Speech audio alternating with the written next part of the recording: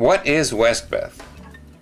Westbeth is located in New York City's West Village at West Street and Bethune Street. It started its current life as an artist's residence in the late 1960s when nearly 400 units were created to house living and working spaces for visual, performing, and literary artists. It takes up an entire city block.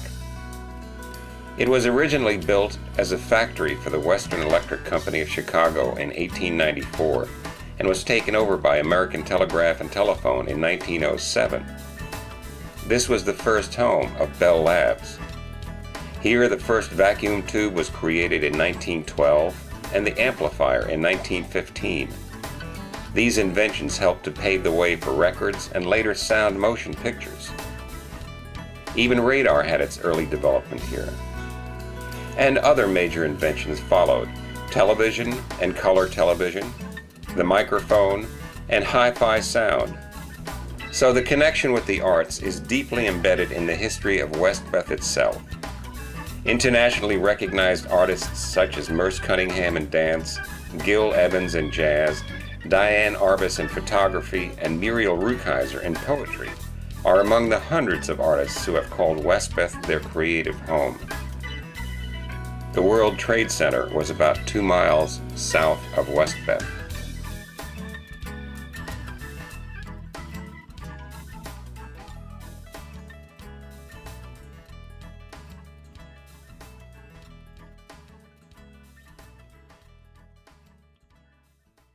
I remember the July before the World Trade Center attack. My partner and I went to a concert outside by the World Financial Center, and we saw UMass Akela, who was absolutely fabulous. And it was one of those wonderful New York evenings where the World Trade Center was in the background and the sun was setting behind us in the Hudson River. And it was just like one of those magical New York City nights where everyone was dancing, and it was just a very, very special evening.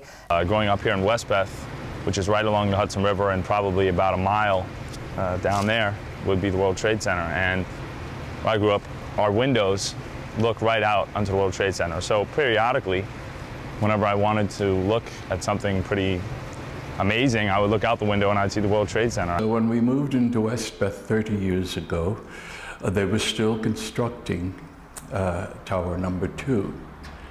And we watched it go up. That's all of Westbeth watched it being built. We enjoyed seeing the lights.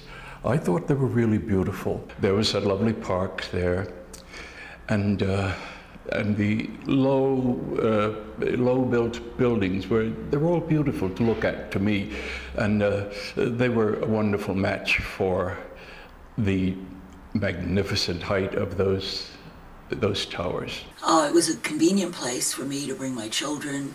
We had birthday parties there, and my children performed in concerts when they were part of the Metropolitan Opera Children's Chorus. And there were arts events. I had some artwork exhibited there. I had friends who had cultural events, concerts, and it was a fun place. Hi, my name is Tom Duncan, and I'm a sculptor. I live and work in Westbeth. I've been here for over 30 years, and my connection to the World Trade Center is I was an architectural model maker and working for the Port Authority, and I did the original study models of the World Trade Center, and I did this while I was going to art school, so in effect that paid my way to go through art school. I personally never really liked the architecture of the World Trade Center. I thought it was a little sterile. But on the other hand, I was very proud to have been a part of the creation of the World Trade Center. At that time, there was nothing like that. The Port Authority was trying to sell the idea to the governor at the time, Nelson Rockefeller, and the actual original study model was down below the Brooklyn Bridge on the East River side, but there were some problems with the bedrock, and also there was a federal building down there that they didn't really want to build around. But the most important thing for me personally was that it was always a place that I could work and make money, because as an artist and an adjunct college professor, in between semesters and in between jobs, I would work there in various capacities. I worked as office temp, I worked as paralegals, all kinds of different things. Yeah, my connection with the World Trade Center and the firemen was, seems like forever. I used to go to the events, the musical events. I used to go shopping underneath. I used to go to the World Trade Tower just to have drinks, so if any visitors came in, I could show them all of New York. It was a magnificent building on very many levels, on so many levels. I was very taken by that they had elevators. That scared me. Every time I got in them, they moved so quickly. And I remember every time I got in one and I went up to the top, I'd think, oh my God, oh my God. So it had its fascination for me, and at the same time it also gave me a thrill. It was a New York structure. I would like to show you a photograph that I have of the original model. I was checking my records and I didn't realize that I had actually worked on 3 different study models of the World Trade Center, and I believe that this is the first one that was on actually on the by the East River, where the South Street Seaport is. It was a place, it was just part of my childhood. I saw it growing up. I would ride my bike along Battery Park City while they were building it to the beach before it became Battery Park City. I'd always go down, when the first part of the promenade was built, I'd go down there on my bike and write in my journal. And it's just a fascinating place, because it was kind of empty and changing all the time, and the towers were always a part of that. I really admired the way that they looked. I know supposedly architects criticize it, but I, as a kid, and not being knowledgeable, I was amazed by the size of them and the symmetry of the 2 buildings. And I just really liked the way they looked at, especially at night. I remember I would sometimes go down to the river by myself, and I would just go around and look at the buildings downtown. I really thought they were amazing. When I was 10 years old, I had my birthday party on the observation deck of Tower 2.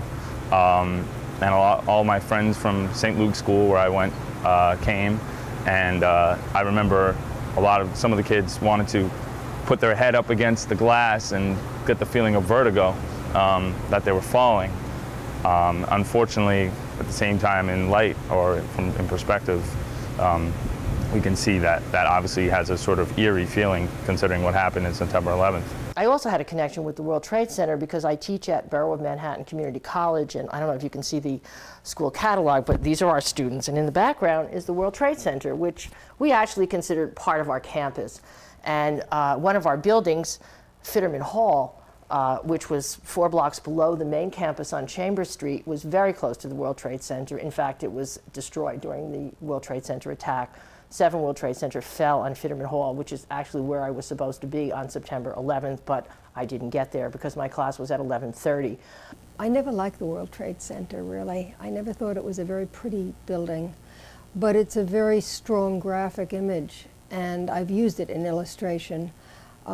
Some examples of illustrations that I've used it in the Japanese in New York, and here's the World Trade Center through the window.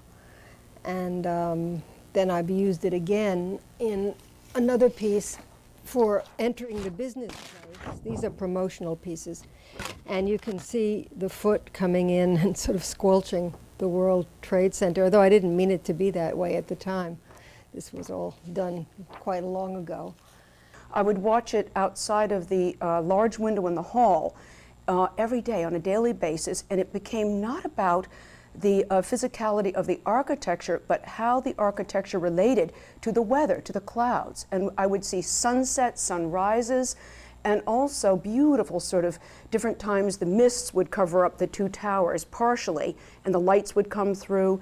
And it was so romantic. It was a case of watching it in the morning and in the evening.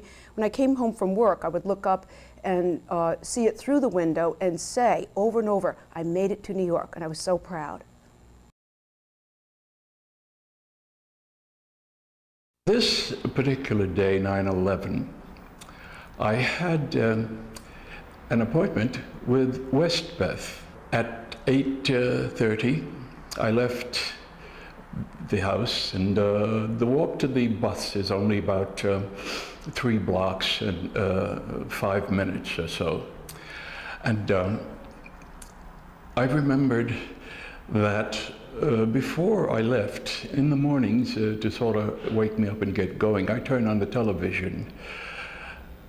Well, there was no television. It wasn't working this morning. And I attached nothing to it, no significance. By September, I had decided to return to teaching, although I had been offered a position at Fiduciary Trust on the 95th floor. But I said, well, let me go back. My third graders will miss me. So I'll let you know in a couple of months if I want to come back to working for you. Had it not been for my third graders, I would have been sitting at 8 o'clock on the 95th floor with Fiduciary Trust. Instead, I was sitting with my third graders in Bedford-Stuyvesant, Brooklyn, for which I'm very grateful. On 9/11, I was sitting right over there in my Wasserly chair, speaking to one of my favorite students on the phone. His name was Michael Noth, and Michael had gone on to join the Navy. He became a naval illustrator. We were chatting on the phone. It was in the 9 o'clock area, and he was at the Pentagon. It felt as though an airplane went through my back, and I said, oh my God, something's weird. There's an airplane flying too low. So I threw the phone down. I ran out in the hall to look towards the World Trade Center, the largest view, and I saw a very tiny airplane. It looked like a toy spin around, and it appeared as though it went into the World Trade Center. And I thought it was a tiny, small plane, so I screamed, and Westbeth being all artists, the doors all opened. And usually most buildings would have people at their morning jobs. And I said, a tiny plane has gone into the World Trade Center. People said a small plane came right over. It was low, flying over 6th Avenue. In the morning, I got a call from my brother in Park City, Utah, near Salt Lake, and it was to wake me up to say that the World Trade Center was disappearing. And from tower number 2, there was black smoke, and it looked terrible. It was only at the top, but I thought, oh, something terrible is going on there. I went up on the roof. All there was smoke. So we ran up to the roof, Mara, Tony, and myself, and we took about 500 pictures of that, including this picture right here that's all over the world. It was in a window in Athens, Greece. It was in Italy, in Milan. And then all of a sudden, there's a second one. Suddenly we stood there and watched it melt, just like you put tea in your, put sugar in your tea and it just melts down. And it just was an incredible sight because it didn't seem real. Well, a couple minutes later, we all saw the second plane come around and hit, and everyone screamed, and everyone was really scared. And everyone knew immediately at that point, any possibility of an accident we knew was gone. There was an explosion of violent, a tremendous explosion of fire right across the expanse of the whole street that we could see. And I'm on my way to school, and the trains, I was hopping on 2 train line on 174th, and as I'm on the platform, I look up in the sky and I see nothing but smoke. I get to 42nd Street, that was the cutoff point. From there, everybody who was on the train or on the bus had to get off. And I get outside and I see people running, I see people like chalked up, looking like they just got debris or fires. When it started to implode, it was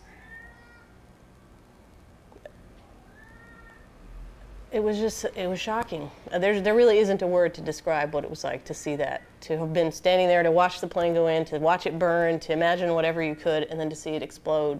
Suddenly a friend called and said, you know what, there's something very odd happening in your apartment. The telephone's ringing, and it's ringing in a very loud manner. I ran down to my apartment, picked up the phone. It was Michael, my student, and he said, Karen, something very serious is happening. It's possibly a terrorist act, and I'm very worried about you since they've hit the World Trade Center.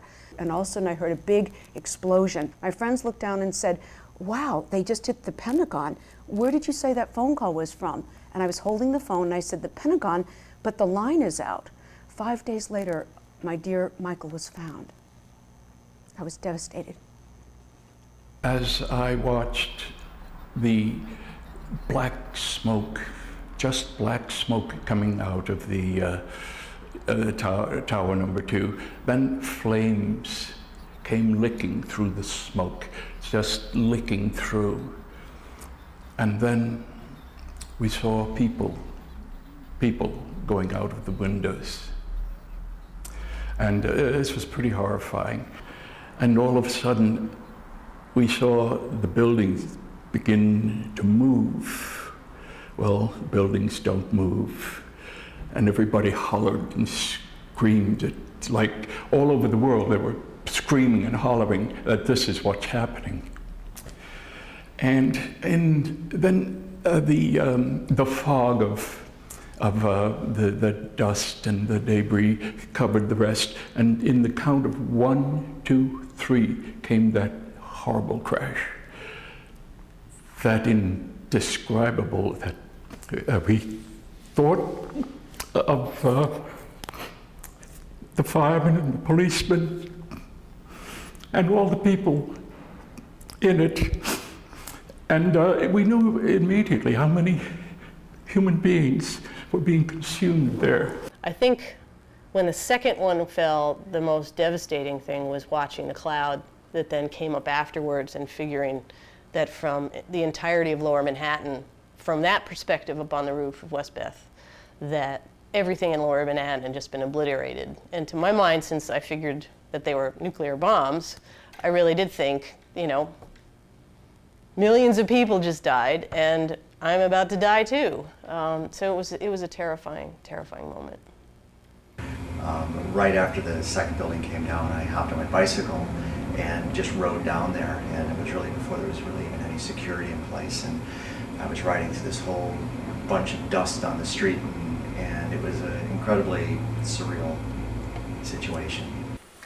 9/11 basically paralyzed me for doing art for quite a while.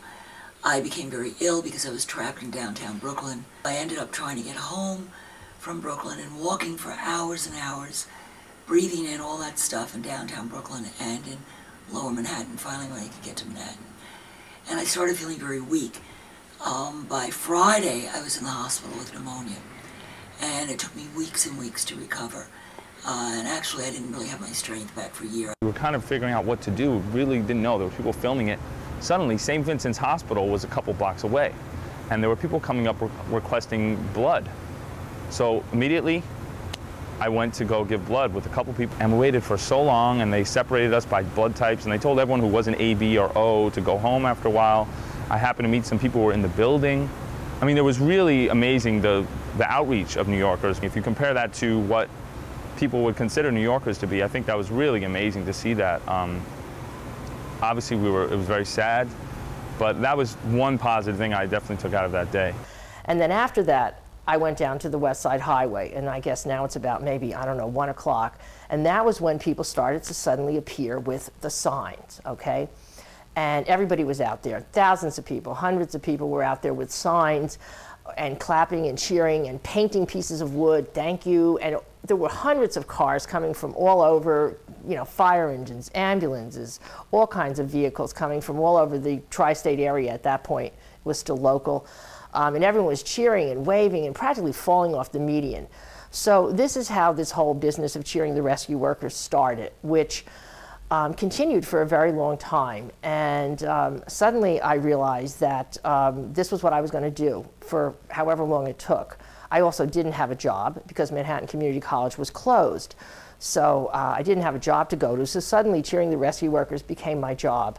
And this is pretty much what I did for a month until pretty much my job reopened. And I went down there almost every day. And I knew this was really special and really important. And every day I would go down to the site, and to the highway rather, Christopher Street and West Side Highway, which was what became Point Thank You on Hero Highway.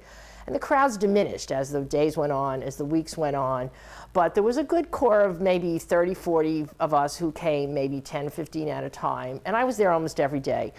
And it was really a good thing to do, because the workers would stop and they would tell us how much they appreciated what we were doing. And they would thank us. And we were like, wait a minute, you're thanking us? That was like amazing. That they're thanking us? No, wait a minute, we're thanking you. I started volunteering the weekend after 9/11. I went down to Pier 40 repeatedly, which was the farthest I could get down on my bike to the site. And I kept asking there if they needed people to volunteer. I'm not quite sure why I was so driven to do it. I just felt like everyone else in New York, I had to do something to help. And I went down there one time, and I saw that they had a list of specific supplies that they needed at the site. And I thought, well, this is something I can do. I run an email list. I'll just email them my list and say, look, you know, they need this kind of gloves and this kind of Band-Aids and very specific items. The organization that I volunteered with down at Ground Zero was called WTC Ground Zero Relief. And they were a volunteer organization run out of a warehouse on Spring Street, right at Greenwich.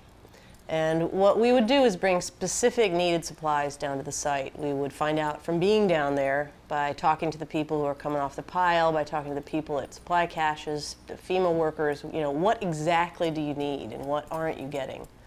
And then we'd get those supplies. And the group that I'm in, the Impossibles, again, we decided to do a song. What actually came out of the group Public Enemy, who we had actually come together with initially. And Chuck D, who was very outspoken against, in the following September 11th in the hip-hop community, he saw an Ani DeFranco poem, she's a very well-known musician, sort of alternative rock, and she had a poem which wasn't titled, and it was speaking specifically about September 11th and the response that we needed to have. So he thought this was a great idea, and we all just came together. We all met. We had a conference one weekend in February of 2002, and we went to Long Island to Chuck D's house, and all of us came together and recorded everyone read a different verse or a portion of the poem. These thoughts were all in my mind. The cloud downtown, the change in New York, the lights being out. There were no cars in this neighborhood at all. You could walk in the streets anywhere you wanted to go. And all I kept thinking was, you know, are these the people who died, can they see us, like here? Do they see how much we care and how upset and how much we're feeling for them? And the music that came in those 5 minutes was a song called We'll Carry On. And interestingly enough, I didn't know it at the time, that song would end up being a CD which would represent songs by firefighters and volunteers that I met down at Ground Zero, police, people in the Port Authority, and musicians in New York. And it became a focus of, I like to think of it now as healing through music in a way that I don't think any of us were aware that we were doing or needed to do. It just was what felt right at the time. They wanted us to bring things to the police station here. So some of us would cook meals and bring them, or huge pots of whatever, and bring them to the precinct. And we felt that we were doing some of our part there to help. I was motivated to create a work of art that was very emotional for me, and this is the piece. It was showing a figure holding a portrait of a loved one in front of her chest, but she looks grief-stricken. And this was done in August, just before the September 11th happening. And after it was all over, I saw people in the paper, I mean, after the thing happened, there were pictures of people holding photographs of their loved ones up in front of their chest. I thought, this is just too much. I didn't at first know what I wanted to say or do. I lived it. The smell from the World Trade, walking the streets, not seeing too many cars. The bridges were very carefully watched. Everything was being watched. The overhead flight of the jets, we were constantly bombarded with the realization that 9/11 happened and could happen again. And of course there was the terrible sorrow of all those lives lost and knowing how they were lost. And for me, the firemen, I couldn't believe that many firemen went with those buildings. Even though I came from a different country and I came to America, I thought I would have a lot of security in this country because it's one of the most powerful countries in the world. And just to see something like that happen just told me that we're very vulnerable, no matter how much weaponry and how much power we have. So my art has changed. I just think it might be some ghost that's giving me a look there, some kind of somebody's spirit, or looking at myself in the mirror and being terrified of terrorists, or just terrified in general, just a generalized fear, because I felt that I worked through my own fear about getting dead myself. Actually, this is about my fear that everything's going to go wrong and continue to go wrong, one day at a time. For one, I think when you lived on the west side of Manhattan, below 14th Street, you began to smell every single day the World Trade, the electric, the smoke. I knew every time they found bodies, even in February and March of the following year. I knew every time. I knew that I could walk down to West Street and wait for the ambulances being escorted by police cars because they found bodies. This was the worst disaster that we ever experienced. The tragedy was, let's get on with living, but let's talk about how it affected our soul, our hearts. One of the ways it's affected this whole experience is that it scared the hell out of me. After 9/11, I just wanted to do pretty pictures of flowers or something innocuous, something that wouldn't have any emotional content or bearing or could possibly be visionary. And I thought, yeah, I'll do decorative work, I'll make jewelry, I'll do something, So I didn't work. I just didn't. All artists felt, having seen the horrible sight of the people jumping off of the building, and that was one of the most painful things, that our helplessness when we were up on the roof of Westbeth, and the artist extended their arms out screaming an attempt to try to stop the people from jumping, but we were too far away, and we couldn't prevent them. We went back on the first day of work, and it was like it was like a crime scene. The whole campus was surrounded by the National Guard. We could see the wreckage burning and smoking in the background. We could smell it. The whole campus smelled. It was really a pretty grim experience. And I tried to be optimistic because I felt like the students were taking cues from me, and if I get all out of control and upset, it's going to be, infectious. I felt like I had to write about this. I felt I had an obligation to write about it because I thought, here I am, I'm teaching at the only college in America that's had a building destroyed by a terrorist attack. I have something to say about this. So it was the story about this remedial English class, struggling immigrants, who were off to a very, very wonderful start at the beginning of the semester, and then boom, everything fell apart, of course, because of the attack. And like, what in God's name would it be like to come back and resume this class in this campus that is like completely different?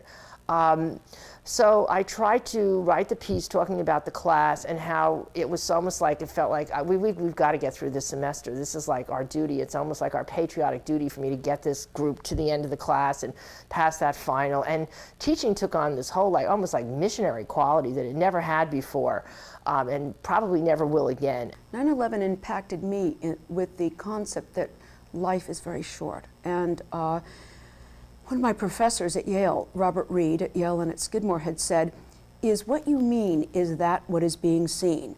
It was one of his most wonderful sentences.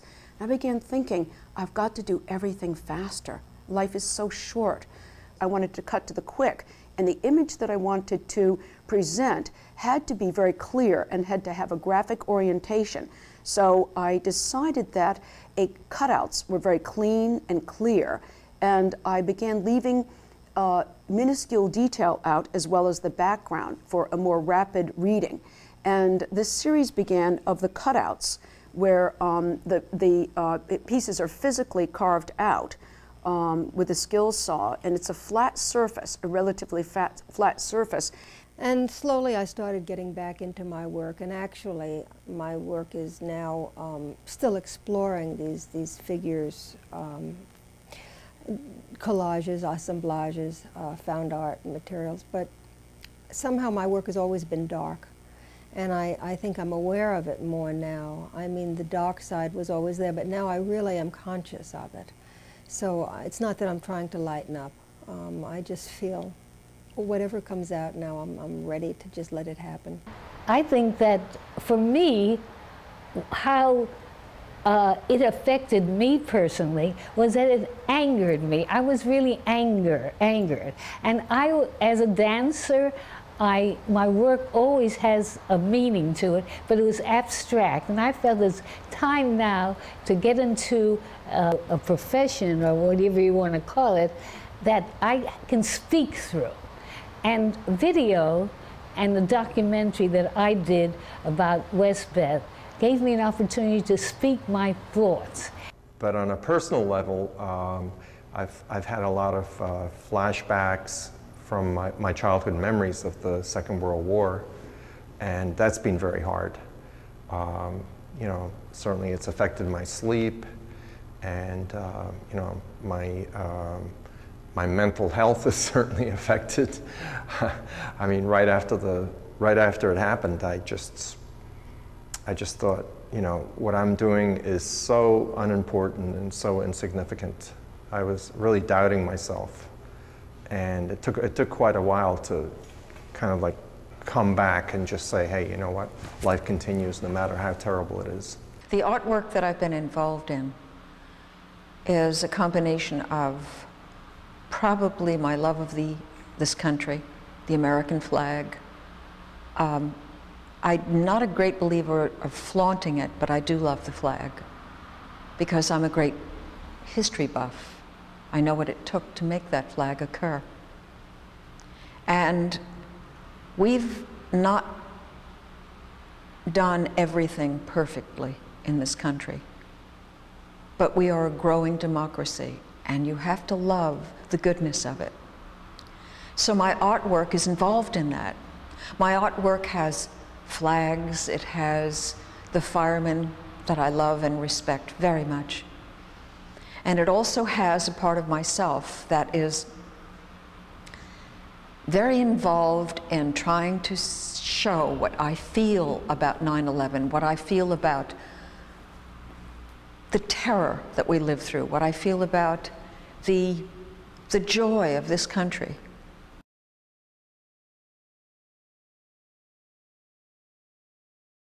What is the impact that 9/11 has had on the art community in New York, or for that matter, the United States, or for that matter, the world? I think it's pretty profound. It was horrible.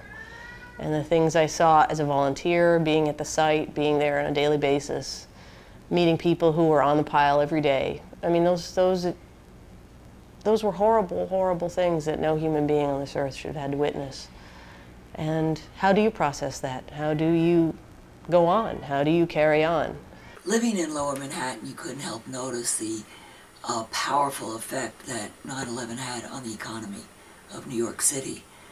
That in addition to restaurants, shops that had been there for 20 years biting the dust, gallery after gallery went under, and it was devastating for the art scene and for artists. So all the stock market people left Wall Street and they went to New Jersey, and they kicked out all the artists from Jersey City. And some went to South Beach, but others are going to Williamsburg. As far as the rest of the whole writing world went, I mean, I think the whole freelance writing economy has been very affected by the recession and the impact of 9/11, because, I mean, the publishing industry is pretty much centered here in New York. Most of the magazines that people write for do come out of New York. The immediate couple of weeks after 9/11, I really didn't do any commercial work. I canceled a lot of jobs. I think that I was probably just as in shock as everyone, seeing what I saw and trying to grasp what was going on. After 9/11, basically everything in the music world that I was participating in came to a complete stop. I had a tour canceled, I had projects canceled, I had gigs canceled, and my income stopped. Everything stopped. It was very drastic. And everyone I know in the music industry, people left New York, tours, no one went anywhere. It was devastating. And of course, the first people to suffer, artists are a luxury. They're a luxury to life, and they're worth far more than frequently they're ever paid for it. And so, naturally, luxuries go first when economics become hard. I feel in a way, though, how it impacted New York and maybe America in general is, it's a terrible tragedy, but in the long run, I think it did something in a positive way. And I'm speaking, not saying it was a positive experience, but saying that it made Americans feel that we're as vulnerable and the same as people all over the world, whereas I always felt I couldn't be touched. I mean, I grew up in a world where we were protected. We're living here in the United States. In New York, nothing could happen. And all of a sudden, we're now the same as everyone else. The nature of the artwork is the public has had a feeling of cocooning, sort of a weird word, but staying at home, bonding with the family. And so the nature of the type of artwork that is selling well has to do with home-like qualities or subject matter that has to do with family and ties to heritage. I think a lot of artists are mobilized. I think, like myself, there are a lot of artists that kind of felt they couldn't work very easily after this experience. Maybe it was the shock or the fear or just the fact that there's so much you want to do to just play. I mean, you just want to live each moment, feel that life might be very short, and so who knows what's going to come next. And of course, creating art is one of the wonderful things to do, but there was this block. I think the more corporate side has really kind of stayed away from it. They prefer to keep hip-hop apolitical because in order to sell records, it's better to not have any kind of position. But the more underground and less mainstream artists, and with a few exceptions in the mainstream world, have managed to say something about this. We've got to find a different agenda. The agenda we have right now doesn't work. The agenda we have to find is another way to approach the people. I believe in the people. Before 9/11, I think American artists could have their head in the sand and just do their thing. But after 9/11, with the paradigm shift and the explosion of information because of technology and the internet, artists now are interested in what the rest of the world is thinking. We're dealing with it. We're letting it seep in. We're letting ourselves talk about something that has had a devastating effect. It cripples the human race every time something like that occurs, obviously. But artists have the unique ability, whether they're poets or playwrights or writers or painters or photographers, to be able to take that and give back a feeling of despair, of love, of loss, and the possibility of renewal. Because renewal has to happen. We have to have belief that something good comes out of something so devastating. A lot of strangely positive things came out of this traumatic experience for people as they came together. And as we found ways of healing and talking and integrating this experience into our lives, I see it as a real ongoing process. And I do feel very, very strongly that the arts help in a very unconscious way to help us kind of integrate what a woman I volunteered with said very eloquently, in that art helps express the inexpressible. And I feel very strongly that that's completely true for me as an artist. And maybe we can be like the pianist in Polanski's movie and just keep playing Chopin.